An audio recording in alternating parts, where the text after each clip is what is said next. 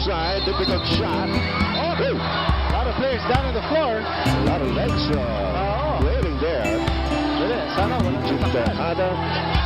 Ito si Nick Pinisi. Natanganan si Tukwal. Tejada already has a bad sprain that he's nursing. He's holding on to his head.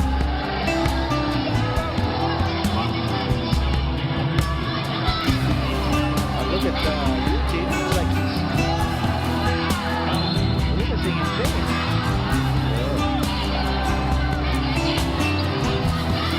Ano sinasabi? I can't feel. Ano siya sinasabi? I can't feel. Magandang gabi PBA fans and welcome once again to Home Court. Kung saan nakikilala natin ang mga paborito niyong sports personalities. Ako po si Leah Cruz and nakita niyo yung video.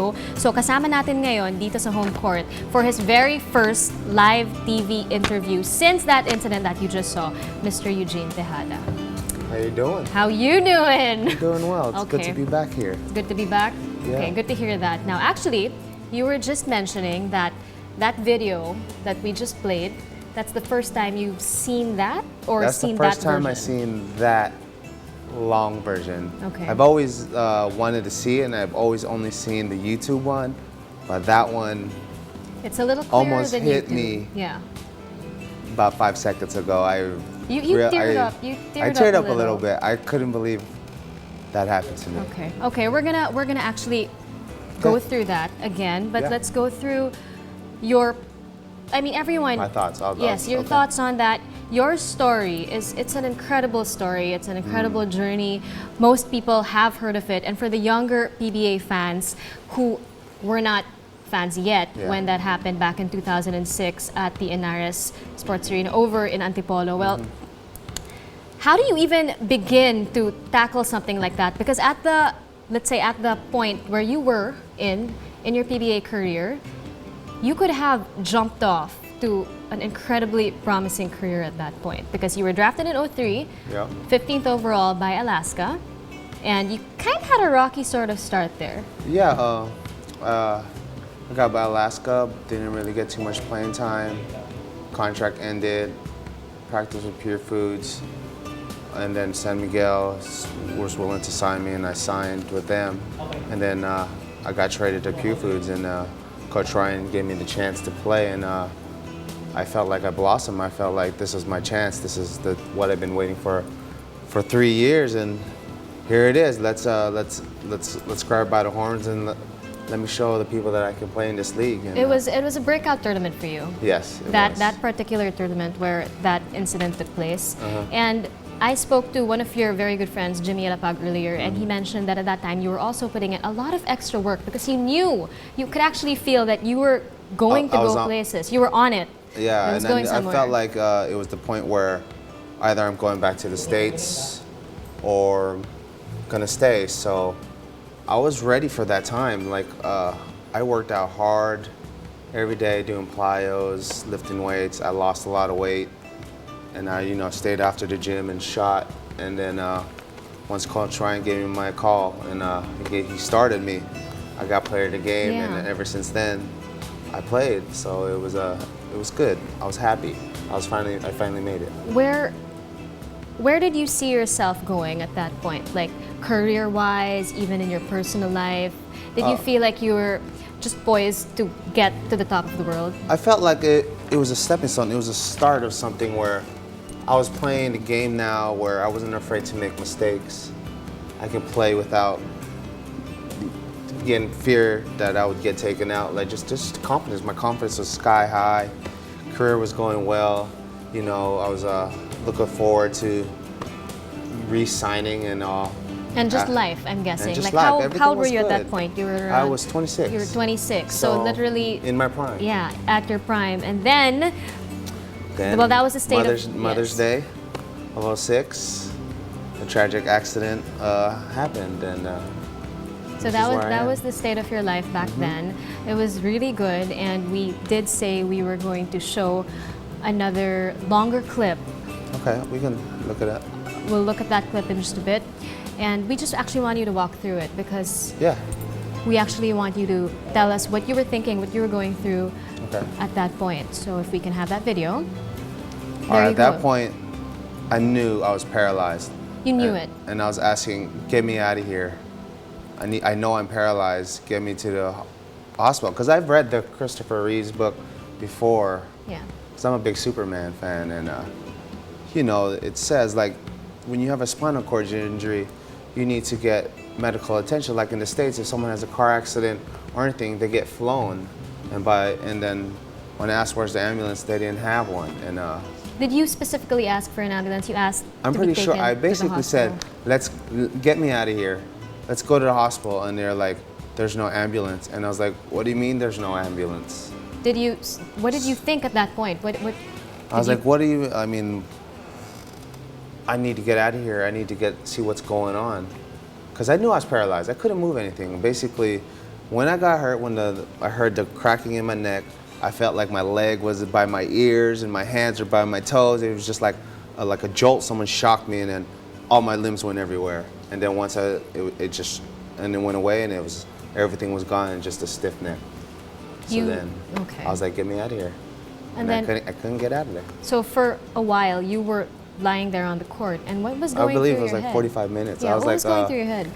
scared, you know, thinking, to be honest, I was thinking my career is over. At that point, Yeah, you I felt knew. that. I felt like I'm paralyzed. I can't move my hands, I can't move my toes, I can't do anything. I knew my career was over, and like I've been playing basketball since I was 5, and then that was pretty scary, and you knowing that life is not going to be the same anymore. So you knew at that moment that there was something very, very wrong. I Something knew I was seriously. paralyzed. I knew I was paralyzed. Okay. But, you know, I was hoping things would come back because I was paralyzed. I wasn't moving. So that Yeah. means paralysis. And But did you think that it was going to be as No. major as it was? I always felt like it was going to come back at some point, and it never did. For a Okay, while. so once they got you out of there, you were able to leave Inares. Mm-hmm. Where did you go? Where did they take you? What They happened took then? me to Makati Med, and Okay. they ran tests and stuff. And then I remember my aunt was telling me something like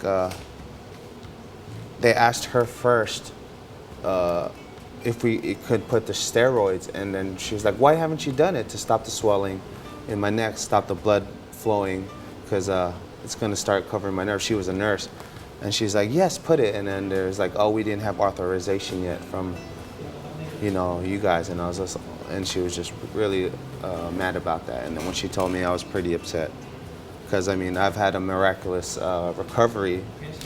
What more? Where would I be if I got medical attention right away? Could I be 25% more? Would I be healed? We'll never Yeah. know, because that's what happened. Okay, so you're there. You didn't get the steroids. They gave you the diagnosis. What exactly did they say, and what said, did you say afterwards? I said I was. They dislocated my. I dislocated my C5, C6 vertebrae, and it was. I guess it was to the right, because I broke my neck to the right, and then from there, they did something called traction, where they put screws in your head, and they slowly put weight, and to pull your head back, and then they kept taking X-rays to see if the bones popped back in. So I don't know the exact weight where the bones actually popped in, and then I stayed in that state for, I think, about 3 to 4 days. 3 to 4 days, and you Before weren't moving. surgery. You Yeah. weren't moving. Weren't you moving. basically didn't move my know hands. what was going to happen. It was basically, I was scared of the unknown. I don't know what's gonna happen, where where it's gonna go. Okay, so how do you deal with with emotions like that, not knowing exactly, you know something's wrong, but you don't know what's wrong, to what extent it's wrong, and you don't know where it's gonna go? How scary is it to be in the It's dark? scary. You question your faith. I go, God, why me? What have I done? I think I'm a very humble person. I was nice to everybody. I didn't do any bad things. I mean, I was young, but you know, we do some stupid things, but nothing to the point where I should be punished for. And then the question was, why me, God? Why? Why did this have to happen? So what kind of moments would you have where you would ask God why? Because I think a lot of people ask God at one point in their lives, why me? Why does this happen to me? But they're not moments like yours, where you know that from being an athlete, a very promising one, you suddenly don't even have control over your body anymore. You lose your career, you lose basically everything. You were telling me right before we went on air that it's not just your basketball career you lost, but Yeah. now you're a disabled person, I'm and disabled. it's even hard for you to get work. My quality of life has been rough. I mean, everything I do, I plan in my head before I go to the mall. Is it going to be crowded? If I go to this restaurant, is there stairs? So I plan my days now, and it's just the quality of life has suffered. Like even like for looking for a job, I may be qualified, but America is such in a recession, or like the economy is bad. It's like, who are you gonna hire? A person who with the same abilities, I mean, like, you know, like skills, but one is disabled. Of course, it's gonna be hard. And you know, I was compensated well by Pure Foods, but it's not having a paycheck for 6 years and doing therapy for 6 years for about like $100 an hour, 8 hours a week. It's like a runny faucet, like a leaky faucet, dripping in a bucket.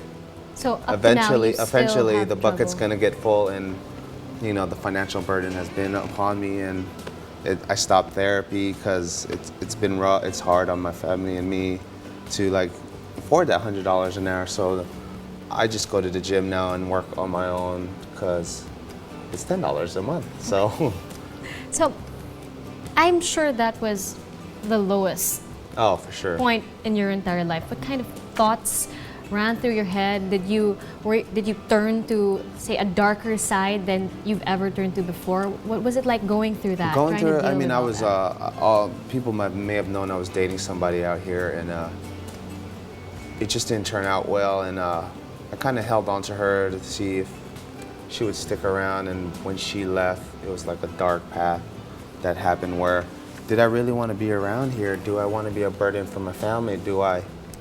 Can I handle this challenge? And then one night I just looked at all my pills.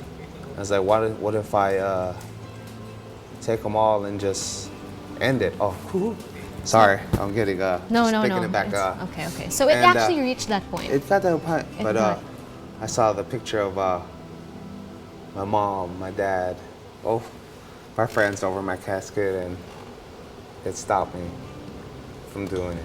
Okay, so that was back in the States. Yeah. Aw. But I didn't Okay. think I was gonna do it, but it's happening. So Okay. That was back in the States because after you got surgery here, you flew back to the States. So you were with your family, but you weren't with your girlfriend. She was here. And you weren't with your friends who were also Yeah. here playing ball. well, I have my high school friends and college friends where they're tremendous. Shout out to Rome, John, Edmer, Rob Duat, who was there for me, and they helped me out a lot. Okay.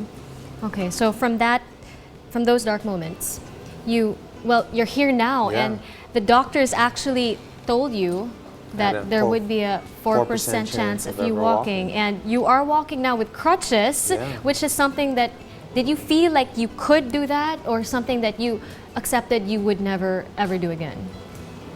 I thought it would never happen, but slowly through the years, I stood up. I mean, you see the video right there. Yeah. Look at how hard I worked to just be able to stand. Look, I have a leg shake because the nerves are lost. They don't know where they're going. And then, I put in a lot of hard work just to be able to walk. As simple as walking. What people take for granted. I mean, it's been a struggle, but That's the I'm struggle that you overcoming. went through in the States. Congratulations, Thank by you, the way. thank you. Guys, it's just absolutely amazing here Oh, in the thank you. studio.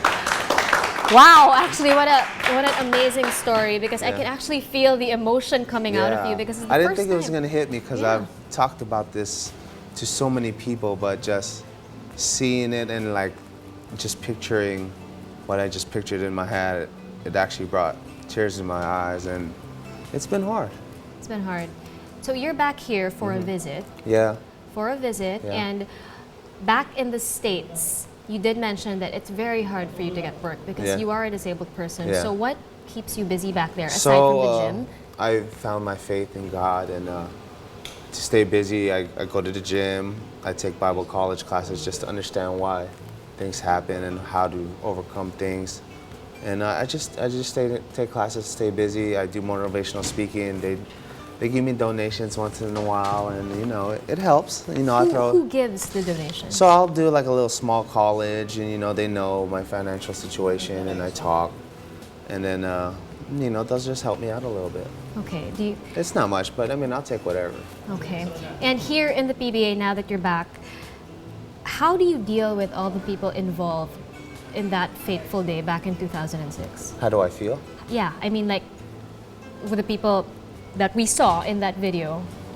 I mean, the Have you had closure with them? Oh, with Mick, my first trip back in '09, I actually went to his house, and I have no hard feelings against him. People were always asking, what do you feel about him? I said, basketball's a physical game. Things happen. I mean, no one wants to get hurt like I have, but I did. So with me and Mick, it's an accident. Okay. I'm not mad at him.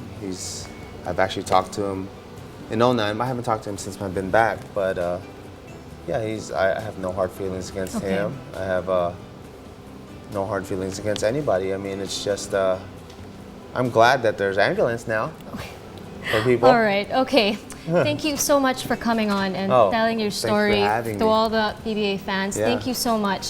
Thank you so much, Eugene Tejada. What an amazing, incredible Thank you for story. having So, me. for the second episode of Home Court, thank you guys for joining us. Shot number